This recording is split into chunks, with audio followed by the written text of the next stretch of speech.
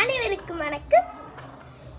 என் பெயர் எங்கே நான் இப்போ ஒரு திருக்குறளுக்கு ஏற்ற ஒரு கதை சொல்ல போகிறேன். அந்த திருக்குறள் தன்னைத்தானே காக்கின் சினம் காக்க தன்னையே கொள்ளும் சினம். இப்போ நம்ம இருந்தா அது கொஞ்சம் அழகு மன அழுத்தமான வந்துடும், அழகு கூட போயிடும். சரியா?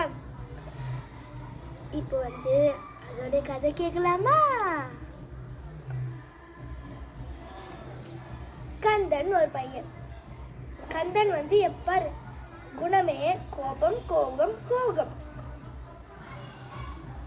கந்தன் என்னது? கோபம் கோபம் கோபம். கோபமா இருப்பான். யாரு இப்ப கந்தனை பத்தி விசாரிச்சா உருப்பான் சொல்லுவாங்க. அப்ப ஒரு நாள் ஒரு நேம் பாப்பான். அதுக்குன்னே அவங்கன்னா கந்தனை பழகிறதுக்கே பயப்படுறாங்க. ஒரு நாள் அவங்க அம்மா கந்தா, நீ ரொம்ப வாடிய எரிஞ்ச பூமலர் மாதிரி இருக்க, உனக்கு எவ்வளோ அழகு இருந்துச்சு, இப்போ எப்படி இருக்க பாரு கோபத்தால அப்படி சொன்னாங்களாம் அவங்க அம்மா.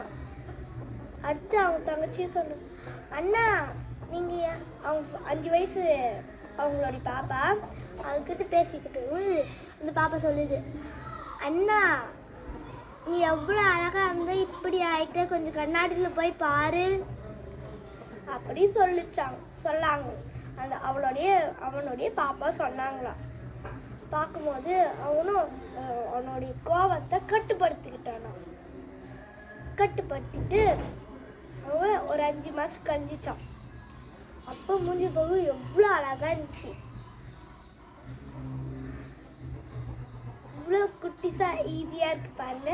இதே மாதிரி நீங்களும் எப்பவுமே கோபப்படாம இருக்கணும். சரியா? அனைவருக்கும் நன்றி.